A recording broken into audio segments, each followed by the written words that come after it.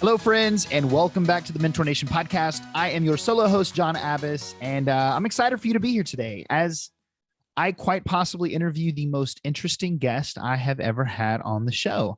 I've had all kinds of different guests, from business owners to military to people doing really cool things, but today's story is a really interesting one. But before I bring them on, whether this is your first time here or you are returning, first off, I just want to say thank you for tuning in, spending your time here. And all that I ask is just hit that subscribe button so that you get a notification every time I release a new episode. Whether you're listening to this on YouTube or Apple or Google Podcasts, just hit that subscribe button. You'll get a notification every time I publish a new episode. It's really simple. It takes 2 seconds. Now, you're in for a real treat today because my guest is going to blow you away with his story. Shaahin Cheyenne became a multi-millionaire in his teens. Not in his 20s, not in his 30s or 40s, but as a teenager by formulating a legal product called Herbal ecstasy.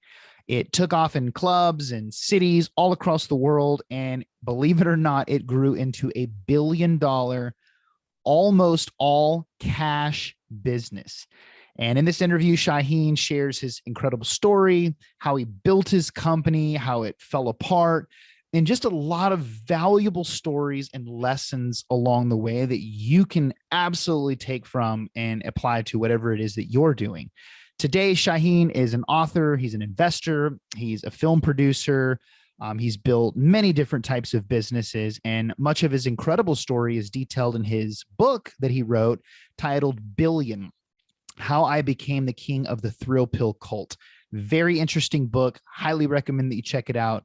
But this is just a very entertaining and a highly educational interview. So sit back, relax, and enjoy the show. Shaahin, welcome to the podcast. Man, I've been looking forward to this interview for a while, man. And so has my audience. I took a snapshot of your book and posted it on social media, and everybody was like, that's pretty cool. So I'm pumped to have you on, and yeah, welcome. Super excited, man. Thanks for having me on. And if things are a little bit darker visually with me, we are in Los Angeles right now in the midst of COVID, and there is a power outage, but I'm prepared. I had all my backup stuff, so I'm here on backup. Oh, man. To be on your show. Power outage. Well, dude, that's incredible. So I want to start by letting everyone that's listening know that, yeah, you've done some really cool shit in your life, and I'm excited for you to share it. When I was reading your story, I was like, is this guy's like Jordan Belfort from The Wolf on Wall Street, like just this wild ass story. And so I just like, I can't wait for you to get into it. Just to let everybody that's listening know, you started a company that did, as a teenager, that did over $1 billion in sales by the time you were 18 years old. And, I'm not sure that anyone else on earth can actually say the same thing. But I want to start at the beginning, man. What was your first business? How did you foray into entrepreneurship? Tell us a little bit about the beginning, if you don't mind. Yeah, absolutely. And by the way, that was pre-internet, which is pretty cool. Yeah. Pre-social media, pre-Facebook, pre-mobile phones. And I was telling somebody the other day, I remember when I had my business going, and I remember that cell phones became a thing. And it was nuts back in the day because it was like $6 a minute. And I got the first one. It was like the size of like a shoebox, and it had a cable, and I had it in my car. And I felt so slick having this thing in my car, and to just think how far we've come. Yeah, you were one of the cool guys with the brick cell phone that we all wanted to be like. Yeah, the brick cell phone. So my family came to the United States as immigrants. I was born in Iran, and we were solid middle class in Iran, came to the United States, realized that we were not only hated because it was Iran-Contra happening during that time, right, but and becoming second-class citizens, but we were also poor. My dad tried to scrape together as much money as he could, doing odd jobs. He worked at a pizza place. He worked at a dry cleaners, which he ended up doing for 30-something years. And by the time I was 15, I looked around me and thought, man, I want a piece of the American dream. I want all this wealth that I see everywhere. I want a piece of that because my folks managed to buy a house in an up and coming part of Los Angeles called Pacific Palisades. Back in those days, it was hippie. Yep. Somehow my dad found the one house that nobody wanted. There was a literal hippie commune living in the backyard. And my folks bought the house knowing that we had to evict these like really nice hippie people. And my parents, you know how Persian parents are, they just killed them with kindness. My mom would bring them chai, my dad would bring them food. And eventually they were like, you guys are so nice. What can we do for you? My dad said, look, you know, I got this house for my family. You guys have to move along. You can't be living here in the backyard. I mean, there was a like near Olympic sized pool in the backyard. They were using it as a koi pond. It was a nutso situation, playing drums in the backyard. And so finally they moved on. Neighborhood started picking up. And I started to think to myself, dude, like, I want like that guy, the guy driving down PCH with the Porsche, the beautiful girl in the back. Like, I want that. How do you get that? And as you know, every Persian parent's answer to that was, go be a doctor. Why? What are you doing, Shaahin? Go be a doctor. The doctor is the only way. Go talk to Mr. Tehrani across the street. He's doctor. He will tell you, be a doctor. So I was, all right, let me go see what this is doing. So I went across the street. Dude had a big house, typical Persian with columns. I think it comes like when they give you a passport in America, you also get columns and like two in front of the house. And so I went down to this guy's house. He was kind of annoyed. And I'm looking at this dude, and this dude's fucking fat. He's bald. He smells like cigarettes. He leaves the house at 5 a.m, comes back late at night. He's fucking miserable. I look at the wife, she's fat and bald. I look at the kids, they're fat and bald and miserable. Everybody's fat and bald and miserable. This guy doesn't own his time. He doesn't own his hours. The bank owns everything. And I'm like, fuck, man, that's like, was it like 8-10 years of schooling? Like, I don't want that.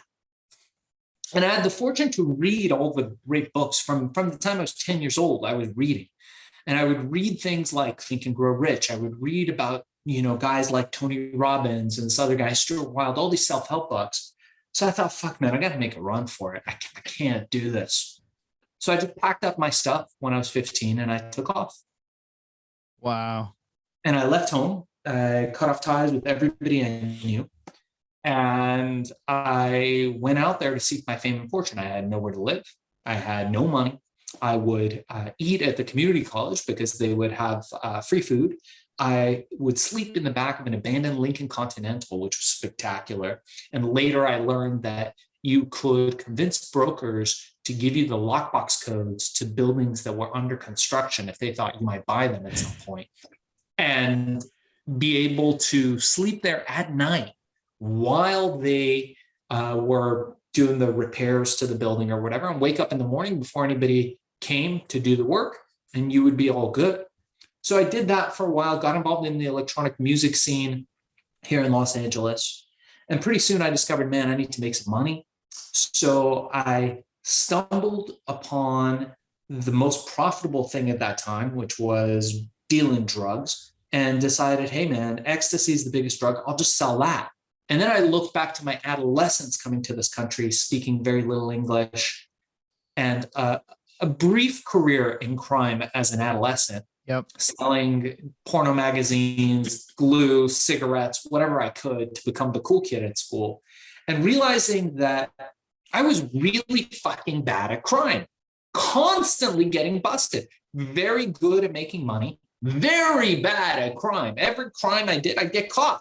So now I'm 15 years old thinking, man, I should become an ecstasy dealer. And I thought to myself, fuck, man, if you learn one thing in life, dude, like one thing is that you are fucking bad at crime. There's people that are good at crime. Maybe like the guy you said, the Belfort guy, or the Wall Street people, they're good at crime. I was bad at crime. So I shifted it to be, well, what if I came up with an alternative to ecstasy? Something that was legal, that was natural, that I could sell anywhere without having any recourse of government coming after me, of being put in jail, of having drug dealers trying to kill me. And so I did it. I managed to get myself a girlfriend. I managed to figure out a formula. She let me cook it up in her kitchen, making prototypes in her kitchen while her dad was out. And pretty soon I was ready to take it to the clubs, and I took it to the clubs. I distributed it through the drug dealers, which was no easy feat. A lot of them became legitimate. And then we went mainstream. We went from one drug dealer to 1,000 to 10,000. Then we went to Urban Outfitters, Warehouse Records, Tower Records. We were sold in 32,000 stores. I had offices in 32 countries. We had all of Venice Beach was employed by me. I mean, pretty much if you could fog up a mirror, I would hire you. And we were producing this stuff for 25 cents, reselling it for $20, cash business. And I was a multi-millionaire. Now, still in my teens, walking into my office with nearly 200 employees. I remember having fallen asleep. I had everything. I had the exotic cars, the Lamborghinis, the Ferraris, the Porsches. I was on planes with Academy Award-winning actors and all that kind of stuff. It was rock stars and actors and boats and planes and expensive trips, the whole thing. I would sleep maybe 2-3 hours a day. I remember falling asleep in my brand new Lamborghini, drooled on the passenger seat, bad look, woke up, stumbled into my office, wondering what the fuck is going on today. Everybody looked scared. And the secretary broke the news to me that the company had surpassed $1 billion in revenue. Sam Donaldson was outside, the great Nightline reporter, wanting to interview me. London Observer, 2 Newsweek covers, LA Times, all over the world. This had become a huge phenomenon. And here I was, this kid. And I remember the 2 thoughts that came to my mind. One is that I have no idea how much $1 billion is. Literally, I didn't know how many zeros or how much dollar, like zero concept. Just cash would keep piling up. And I'd be like, oh, okay, fuck, I got to do something with this. And secondly, that maybe this would be a good time for me to get an actual accountant. And I know this is a mentorship program, so I want to give some mentorship advice to all your listeners and viewers, which I think will be very useful for them in life. And I learned this at that time in history. Accountants, very important, are not the guys that separate the pills from the cash in the duffel bags that are lined up in your office and count the cash. That's not what they do. And I learned that's naked women, right? No, I'm kidding. Got some stories for you there. So I've got a million questions, but I want to try to ask the questions that I think the listeners would really want to know. My first question is like, how did you create this formula? There was no YouTube. Like, I watched a YouTube video that was like how to create your own supplement brand. And it was really awesome. This guy like hired a couple Spanish guys, but man, this is like pre-internet that we're talking here. Like, how did you get some books on like, what are some of the best herbs? Like, I'm so curious as to how you created a formula at like 15 years old. Yeah, easy. So let me tell you, let's rewind a little bit. Remember, I came to this country, to the United States, as an immigrant. I believed very strongly up until the time I was 15 that the reason why you went to school was to get an ass kicking. That's what I understood. Every single day involved me getting my ass kicked for no other reason than I was different and I didn't speak very good English and I was an immigrant from that country, turban head, towel head, camel jockey, all that stuff. All those names were thrown. It built character. Yep. It built grit, and it built this characteristic that no matter how many times you knock me down, I'm going to keep getting up. And I'm not going to quit, and I'm not going to take no for an answer. Now, when I'm 15, coming up with a formula for this product, I got books. I opened up this thing called the Yellow Pages. If we have to young explain to people what that is this book in the 80s and 90s that had everybody's phone number in it. And I would call people. And sure, I'm sure 999 out of 1,000 said fuck off. But one said yes. And the right people were attracted to me because I was in the right place at the right time. Yep. The supply of drugs had dried up. The market was ready for exploration and exploitation. There was nobody serving this underserved market. And here I am with this idea. And people could smell it on me. They could smell the hunger, the relentlessness, the I have nothing to lose-ness. You could smell that on me. And I would go door to door. I would call people. Hey, I need an ingredient that does this. Can you help me? Fuck off, kid. Okay. Hey, I thought I told you to fuck off. Ring again and again and again until they said no 20 times. And then I would show up at their door, banging on the door, knock, knock. Hi, it's me. And finally, one person would say yes. And then that person would lead to another person. And I'd have a formula. I'd do trial and error. And so I figured it out. I went to Chinatown. I got herbs. I managed to give people some story in exchange for them giving me some ingredients. And before I knew it, I had it made. In fact, the first batch that I went to the club with, I didn't have the money to buy the machine. It was like $200 to buy the machine that puts the herbs inside capsules. So we had to roll it up with honey and make it look as close to capsules by hand, and then cook it in her oven. And then I had this like baggies filled with these goo-filled balls that I would take to the club and sell to people, because nothing was going to stop me. Not that I didn't have money, not that I didn't know how to, I didn't have any education. I didn't have a background in chemistry, a background in herbalism. None of that stuff stopped me. There's a lot to be learned from just what you said right there. My second question is, and I know people will want to know, and I'm very curious, like when you look at yourself as a business person, even back in the day, like what was your, like, what kind of business person were you? Were you more like the deal maker, the numbers guy, the technical guy, the sales guy? Like what was like your strong suits when you, I mean, other than like relentless and persistence, but like what type of person would you say you are? The insane kind. I was absolutely the not give a fuck kind. I didn't give a shit about what anybody thought or cared about me. People were saying all kinds of stuff. People said I started a cult. People said that, I was putting real drugs in there. People were saying all kinds of stuff. I did not give a fuck. And remember, I had no business education. Right. Nobody told me this is how you start a company or a corporation. This is how you incorporate. This is how you make money, keep money, none of that stuff. I had one philosophy. It was called suicide margins. As long as I could throw money at a problem and solve it, that was no longer a problem. And as long as I kept making more and more of this green stuff, this money, I could throw it at anything that came my way. And that's what I did. I would have a problem. Somebody would steal. I had employees steal over $1 million worth of merchandise. No problem. Throw money at it. I had the government coming after me. No problem. I got attorneys. Throw money at it. Whatever happened, you could throw money at. And it was because I had these crazy margins. Again, 25 cents a unit, selling it for $20 to $25 cash all day long. What were your parents thinking at this time? Okay, you don't need to be a doctor. Yeah, right. Yeah, I still had not yet reconnected with them in the early days. I gotcha. You said a couple of things that actually made me want to ask you a question, because I was going to ask, like what kind of, what were you doing, like with your money? Like, were you smart about at that? I mean, obviously you had to be really smart to be able to build and scale and grow a sustaining business, but were you the kind of person that was investing a lot of it? Were you spending like you're a celebrity? Like, what was your discipline around the money that you were making in those days?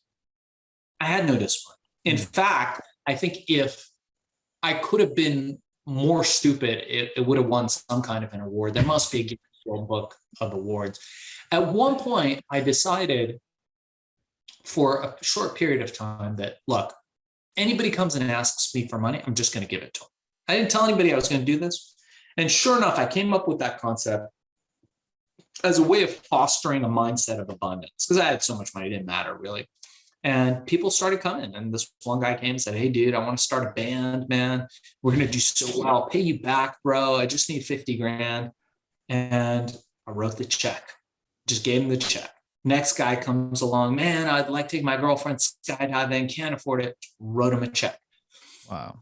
And at a certain point, I realized that the news had got out and people were taking advantage. But it wasn't until I'd given away probably maybe $5-6 million bucks. A lot of spend went to fighting the government, which is a very difficult thing to do. One of the things I learned very quickly was that no matter how much money you have, you will never have more than the government that has an endless budget. So it's a war you can't Yeah. win. You can only settle. But these are things that I learned the hard way. I was frugal with some things and then just crazy spending with the other. My problem wasn't so much that I was spendy. The problem was that when you're young and other people around you see your success, people are jealous. And people are like, hey, man, this kid's got all this stuff. What did he do to deserve this? He just got lucky. Why don't I have this? Why don't I have the Lamborghini? Why don't I have the beautiful girlfriends and the car and the house and all that stuff? I deserve it. I'm working 9 to 5. He's doing nothing. He's just doing interviews. And so people end up taking from you. And I learned the hard way later on that the people working for me at those times, everybody was stealing. People were buying condos and cars and all these kinds of things. And I didn't have any controls. I mean, we were literally just like when I tell you we didn't have an account, we didn't have an account. Right. It was just hundreds of millions of dollars pouring through, much of it in cash, and a great chunk of it was stolen. But Wow. I managed to retain some of it. I wasn't completely stupid. Yeah, it's really interesting. Like my wife and I, we love to go to Malibu, and we'll always go through Beverly Hills, and we see a lot of the people that came over from Iran into Los Angeles, and just how difficult their childhoods were. Like we love going to Bijan's, has the beautiful cars out front, and a mentor of mine is Manny Koshman. I don't know if you know who he is, big real estate guy. Yeah, the real estate guy. Okay. Yeah. Are you're friends with him? Yeah. Yeah, well, I'm in his group. I would we're not on a first name basis, but I've got a tentative schedule to have him on the podcast as soon as things slow down a little bit. So I wouldn't say I call him up, and be like, hey, what's the next real estate deal? But we know of each other. We've spoke before. He's Persian, man. He's got to come on. Exactly. It's the problem with Persians. We hate each other. Persians hate other Persians. It's a crazy thing. It's like the most self-hating people you'll ever meet. It's so true. And it's just as true here in Nashville. It's absolutely crazy. And, I to be honest with you, I could spend all day and hours asking you about this part of your life, but I want to move on. But I do want to have you, if you could hold up your book again, for those of you listening that are like, holy shit, this is the craziest story I've ever heard in my entire life. Much of that is in your book. It's called Billion: How I Became the King of the Thrill Pill Cult. I highly recommend you pick it up. It's on audio and it's narrated by you, correct? Absolutely. Awesome. Yeah. So I highly recommend you do that. Yeah. I can't wait to listen to it. The FBI negotiator, which is pretty awesome too. Which, man, he is the shit, actually. He's one of my favorite people to listen to on a podcast where you can actually take some things away, right away in business, just absolutely amazing. So I highly recommend you all pick up, his book and read through that. So my last question on this part of your life is, what happened? What was the government coming after you for? Was it tax evasion? Was it the ingredients? So long story short, big pharma company, allegedly, I'm going to say allegedly, so nobody sues me now. I've been sued a lot. Allegedly, this company had come out with the most popular drug in the 1980s to prevent depression for all the baby boomers. This drug had one little side effect, alleged. Everything I'm saying is alleged. The side effect was erectile dysfunction and sexual dysfunction. Don't worry. They got it covered. A little blue pill solves all that. $5 billion plus in research and development, clinical trials. They're ready for this thing to come out in the 1990s. Very excited. This is going to be the biggest drug in history. A drug that gives you a boner, that could make women hypersexual, men hypersexual. It was designed for both. One thing they didn't plan for, a little long-haired Iranian kid with a pill that people were using for the exact same thing that came to market before them that had no government regulation. So allegedly, what this big pharma company did, and several others, was go to the government where they installed a very conservative, and not in a good way, head of the FDA. And this guy came after us very aggressively. And the first thing they tried to do was to ban our product, which they were unable to do. Then they tried to classify it as a drug, which they were unable to do. It was not a drug. Then they tried to ban the ingredient, the primary ingredient, which was ephedra. That they were successful at. Not easy for them, but they did it. And then eventually I got tired of fighting them. I would come up with a new formula. They would ban that. I would come up with another ingredient. They'd be like, we're banning that this week. Like, why are you banning that? We can't say, but we're banning it. And I sold off the parts of the company. We had several parts. There was a cigarette component to it. We were selling the first Herbal cigarettes out there. There was the standard for Hollywood studios for cigarettes. We had over, I don't know, 300 or 400 different products that we were selling. And so the company got parted out and sold, and I moved on to solving the problem of smoking. People have been smoking for thousands of years, created smoke, tar, carbon monoxide, but no one's found a solution. I decided, hey, what if we could heat up the plants just to the point where they release the nicotine, the cannabinoids, the active elements, but not to the point where they burn it. And thus vapes and vaporization was born. And wow. I pioneered the technology of digital vaporization, the forerunner of what you see now in e-cigs and digital vapes, which, by the way, don't espouse the use of it. I don't recommend anybody vapes or smokes or does anything like that. You certainly talk to your doctor before you do anything like that. But that technology was huge. That company went public. I exited a little while ago prior. And then I went on to the Amazon space. I looked at Jeff Bezos and this incredible disruptor that he had built and decided that I was going to spend the rest of my time empowering people to start Amazon businesses that bring about recurring revenue streams so they could eventually get to the point of not having to sell their hours. Because one thing we know is nobody fucking gets rich selling their hours. That's, yeah, exactly right. And you have done that very successfully. I mean, you crush on Amazon, absolutely crush it.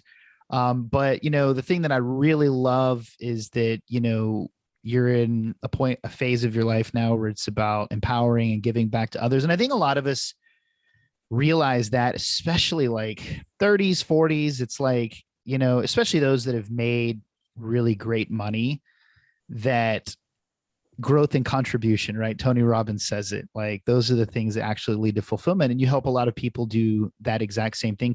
So can you share, because I want to have you share a minute or two on this. And then just the last few minutes, when I was listening to you on another interview, the thing that I loved more than anything else, believe it or not, about that interview is your philosophy on kids and your philosophy with your own son. I have 3 daughters, and it was my absolute favorite part of your entire interview. And I want to spend the last couple of minutes talking about that. But before we do that, I just want to have you share a little bit about your company now, what you do, how you help others, and where they can go and learn more about that.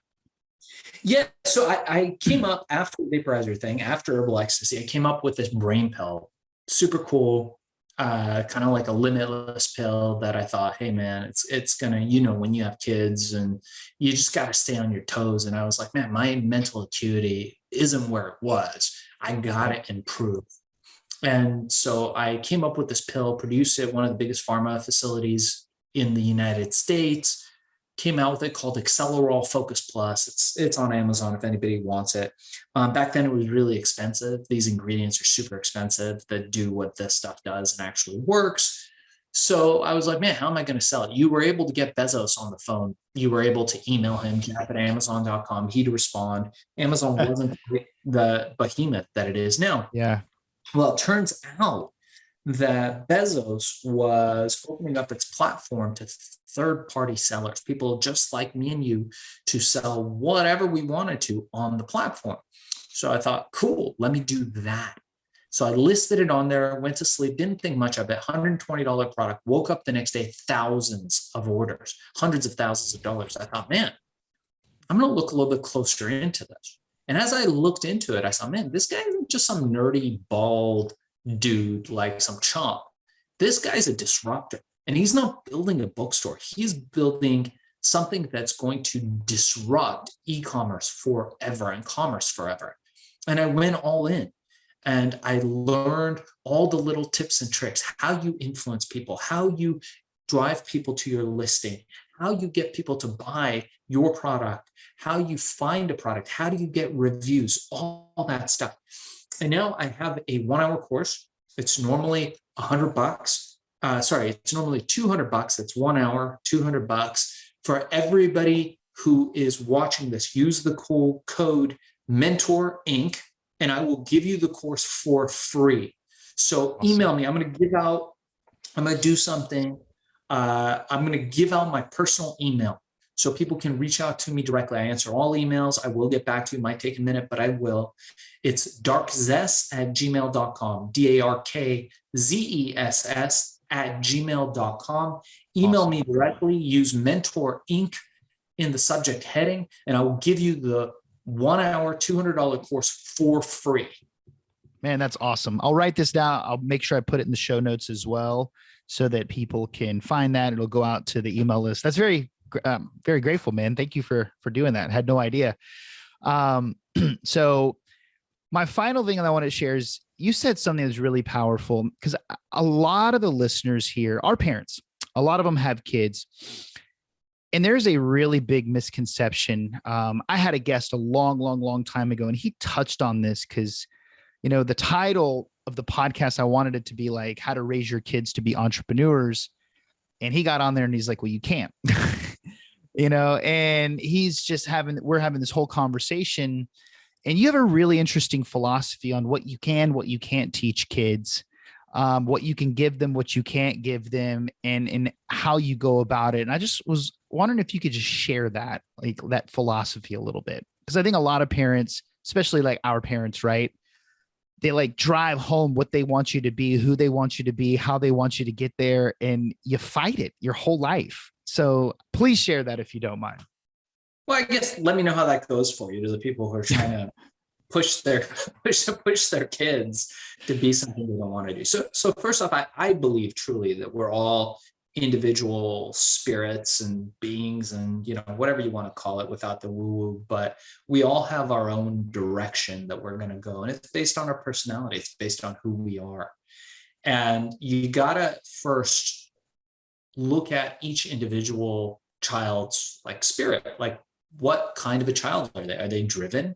Are they not? Are they geared much more towards creative endeavors or business endeavors or physical endeavors? Are they athletic? These are all things that make a difference. And then our role as parents, I believe, is to be a coach and a mentor, and to be able to guide them along the way to where they might become the best version of themselves.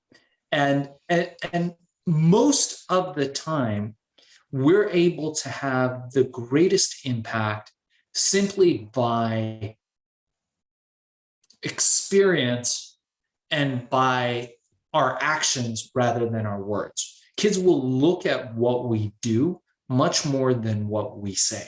So if you're telling your kid, hey, you should do this, you should do that, and you're doing something different, they're going to listen to your actions rather than your words. Now, the problem comes when, if a kid has to overcome a certain adversity, that's good for them.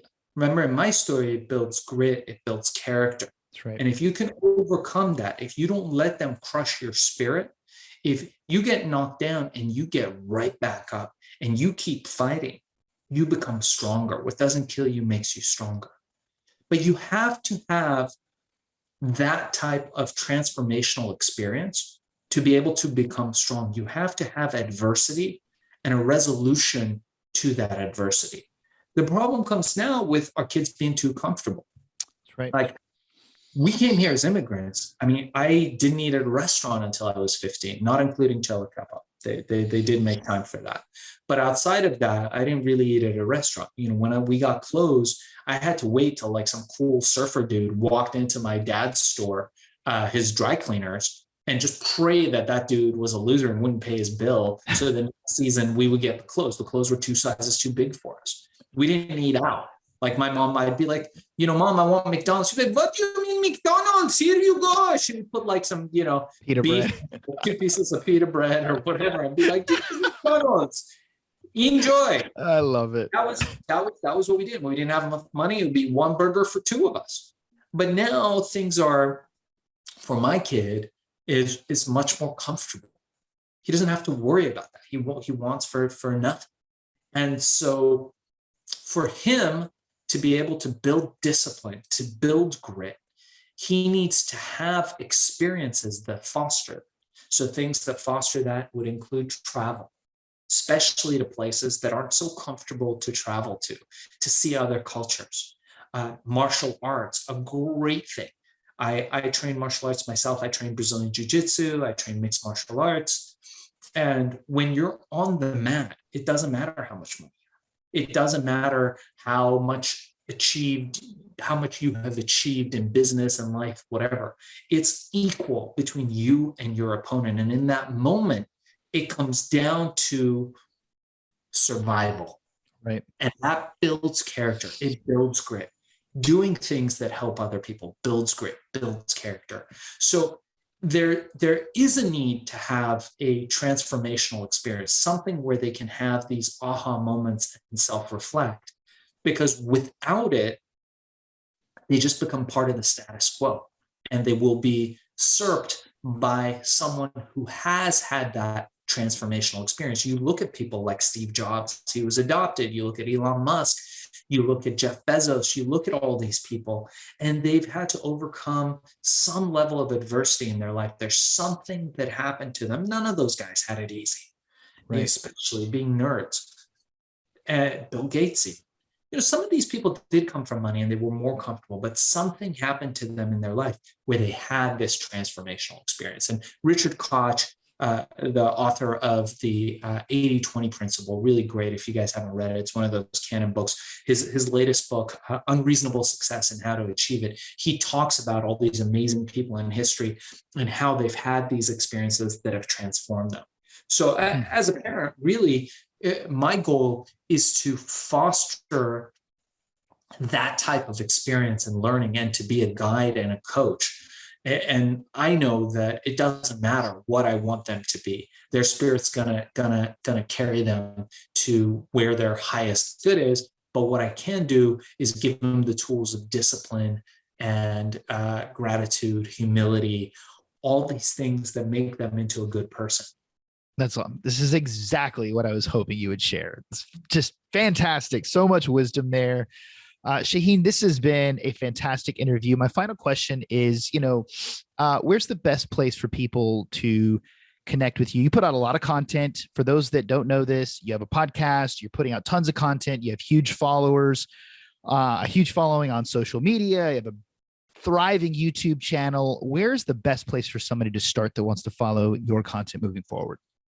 Yeah, I appreciate that. So guys, we do have a podcast. Make sure to subscribe, like, dislike, troll us. It's Hack and Grow Rich. You can find us on YouTube, Apple Podcasts, Stitcher, Spotify, Google Podcasts, wherever podcasts are found. Additionally, you can get a hold of me directly by that email. Get the 1-hour course. Start building that foundational wealth at darkzess@gmail.com, darkzess@gmail.com. My book, Billion, How I Became King of the Thrill Pill Cult, is out now. You can get the audiobook on Audible, which just dropped recently. It's available all over the world. Check it out. Leave me a review. Let me know what you think. And awesome. I'm always happy to hear from people on Instagram. We're Hack and Grow Rich. So get a hold of us. Love it. I'll put all that in the show notes. I want to thank you so much for your time today. This is just a fun, awesome, value-packed episode. So thank you again for being with us. Honored to be on, man. Thank you for having me on. Yep.